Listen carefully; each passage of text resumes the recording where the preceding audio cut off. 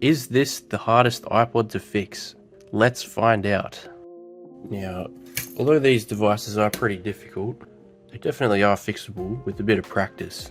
There is a lot you can break though whilst doing these repairs, because there's a lot of very fragile parts on this iPod, particularly the flex cable for the lock switch. But yeah, I guess you'll get to see the whole process as we open it up here. First things first, you might look at this thing and be like, how do you even get inside? Since it's not very obvious at all, there's no screw holes or anything. The way you get into it is actually by removing these top and bottom plastic covers. And the way you can do that is just by using a small blade. So what I have here is a dull box cutter blade.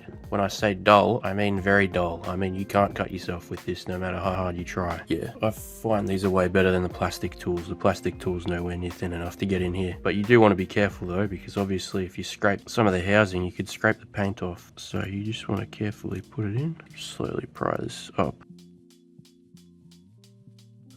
To be a lot of glue on the bottom on this one. Might use the tweezers. Usually it just comes straight off. I do have like 100 spares, so if I do break it, it's not the end of the world, but it would be ideal if we could get this off without breaking it for the tutorial's sake. I think it's cooked. I've never seen this before. This one might have been opened up previously, to be honest, and they may have used a harder glue. We will see. Let's have a look at the top. Similar sort of process. Yeah, that doesn't look like the standard glue, but let's get further into this and we'll see. If it's got an aftermarket battery, then we can confidently say this has been opened before. It's also worth noting that the screws are in at a 45-degree angle on this iPod as well, which it's not very obvious at first, but if you don't notice it, you can end up stripping them. This screw ain't coming out too easily. Try the electric screwdriver here. It's kind of worked. Alright, now this is where the flex cable is located for that lock switch, which as I said earlier is the most fragile part on this whole iPod.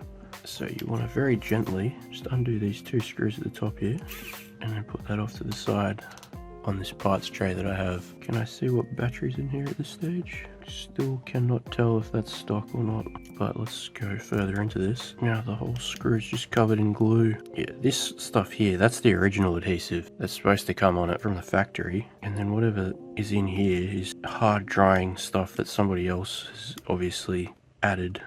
Alright, there we go.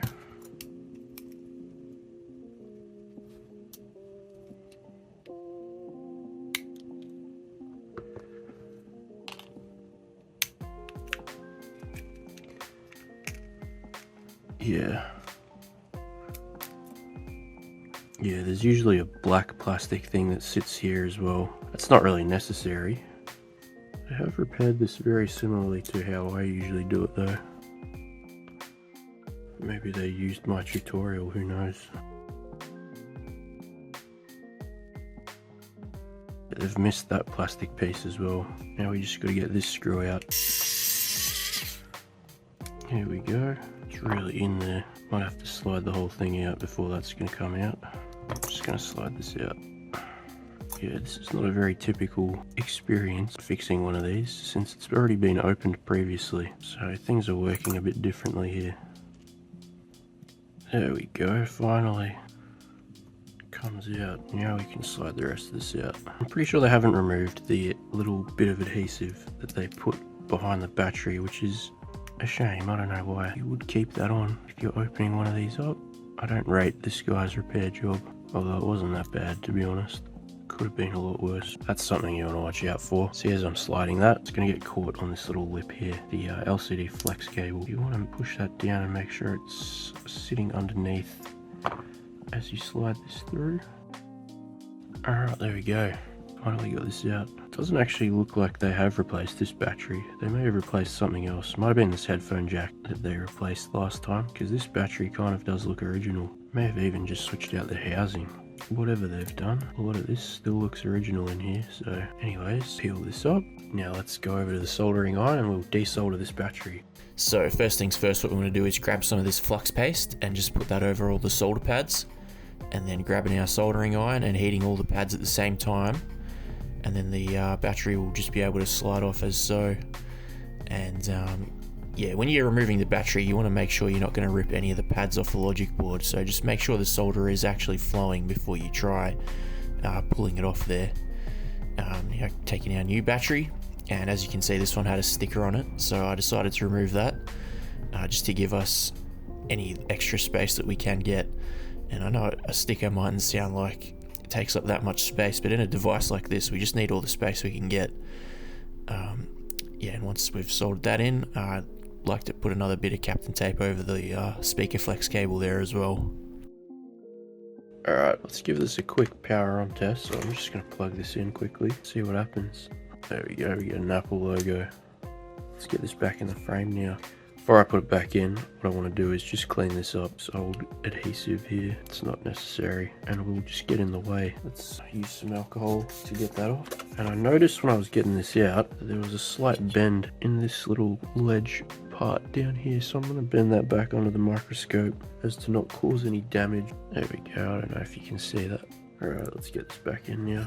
Again, you want to be extremely careful of the lock switch flex cable, by far the most fragile part on this device. Usually there's a bit of Captain Tape over this headphone jack flex. I might just apply some, just in case it shorts on the housing, I don't know. It shouldn't, but let's just do it anyways. Better to do it now than to have to reopen this, because as you're going to see, this is a bit of a pain to be opening up. Seems to be all good. I'm going to use different screws putting this back together, because the original ones are covered in glue and not in the best condition. Alright, let's get these in. Let's get these buttons in as well. Actually, before I put the buttons in, I'm going to do this. This old adhesive here is scraped down, and this right here is the part that they left out last time. It's just a little black plastic spacer that goes right here. There's usually a spring that goes in the middle of that as well. It might be for grounding to the back of this or something. Let's see if I have the spring. There might be one around here somewhere, but it's not that important. Neither that black thing or the spring are very important for the function of the device. It doesn't really do anything if you skip over it, but I thought I'd just mention it quickly here. But another thing I've been doing differently on these recently is applying a very small amount of adhesive on these little rails here, or not rails, whatever you would call these, where the buttons sit on, because there was some adhesive there from the factory, and I've noticed if you put more adhesive there, the buttons will sit in place just ever so slightly better, and if you don't, they'll rock just a little bit. It's very subtle and hard to notice, but once I noticed it, I decided to just do it every time. Alright, testing the buttons here. They seem all good. Now we can grab this little thing. This is what actually holds the buttons in. As you can see, that little black nub at the bottom holds the buttons into place. So I'm going to just clean all the adhesive off this first by giving it a scrape. I'll use a cotton bud later as well to get the oils off it. But now we can slide this in here. And now we can screw this in. Alright, now let's get this top piece back on. Again, I'm just going to wipe off all the old adhesive on this first. I'll try and scrape some of that. Alright, now let's screw this in here. Again, I'll get some other screws for the top here as well. Yeah, just because all the other ones are covered in glue. There we go. And now for the camera cover, let's put that white piece of plastic that they missed out on the first time. I can now disable the click wheel. Yeah, tested our lock switch is working there, which it is.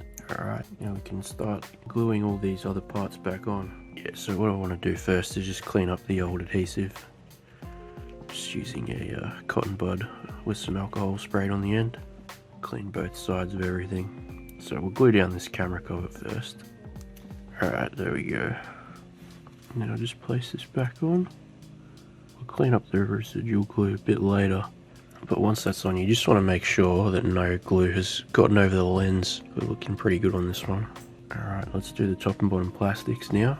And as you can remember, this one broke off at the start, so we're just going to have to replace that. Get another one that's in pretty good condition. Yeah, if you didn't see, I have this box of Nano 5 parts, so we'll find one that's in good condition here. That one's alright, might be a better one though. I think this is probably our best condition one. We'll go with this. It's not perfect, but it'll do. Give it a clean first. Alright, I also want to clean the inside here, just to get off all the old adhesive or any oils from my fingers. Once that's done, gonna apply some more adhesive. Alright, and let's put that on.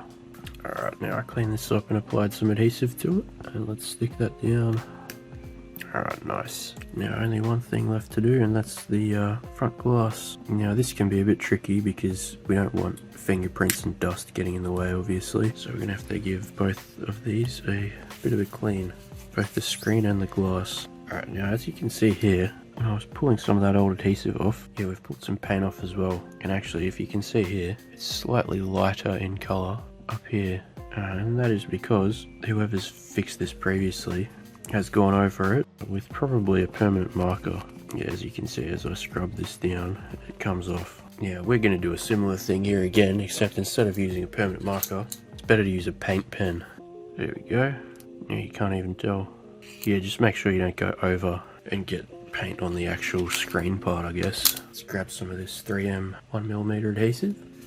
Alright, again, let's give these surfaces a wipe down. Might be better to use a microfiber cloth for this, so I'll grab one of those out now. Just want to make sure there is as little dust as possible. Sometimes it can be impossible to literally make it so there's none, but that's what you want to aim for. Alright, there we go. Yep, there's quite a bit at the top, as you can see there, so we're going to have to open that back up. Yeah, it might take a good 10 or so different tries before you get this. No joke. Might open up a new microfiber cloth as well. Yeah, that actually looks alright. It's kind of not perfect though, and I want it to be perfect.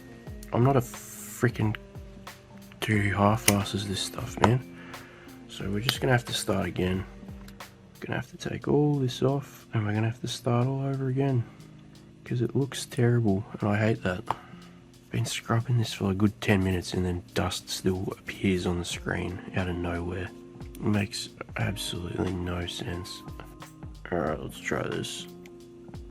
That looks all good. It's about as good as what I'm going to be able to get it, I think. But yeah, just testing all the functionality now. Speaker works, buttons work. Let's just test out the radio and the camera and the headphone jack. Alright, radio works. And now the camera. As you can see, the camera is working as well. Now we just got to restore this thing and leave it to charge. But while we leave this, I'm going to put a rubber band around it like this, covering both the top and bottom plastics. And what that's going to do is, just while the glue dries, it'll keep those plastic covers in the correct position so that they don't shift out or anything. But yeah, that is now done. Alright, so there you go. We've got our iPod Nano 5th Gen back up and running again. And although it was a bit of a process, as you can see, these things definitely are still fixable. And although it may not have been too ideal for the video that this was one that had been previously worked on, that is actually something that's semi-common when buying used iPods on eBay and stuff, is you might get one that's previously had a battery replacement or been fixed up by somebody else, and that can present its own unique set of challenges. Which I guess in this one the only thing to note there was just the glue they used being a little bit harder than the original stuff, but not to worry as I had spare plastic parts anyways. I've definitely seen a lot worse things than that in devices that have been previously refurbished. But anyways, yeah, so just like in the last video, this iPod is for another content creator named Rainy Keyboard. So I'll have a link to her page in the description if you want to go see her videos on it as well. And yeah, so thanks for watching this video. If you liked it, give it a like, subscribe to the channel. If you have one of these iPods that you want to get fixed, but you don't want to do it yourself, you can always book my mail and repair service, where you can just send it in, I fix it, and then I send it back to you. So I'll have links to all that in the description as well. Hope to see you next time, and bye.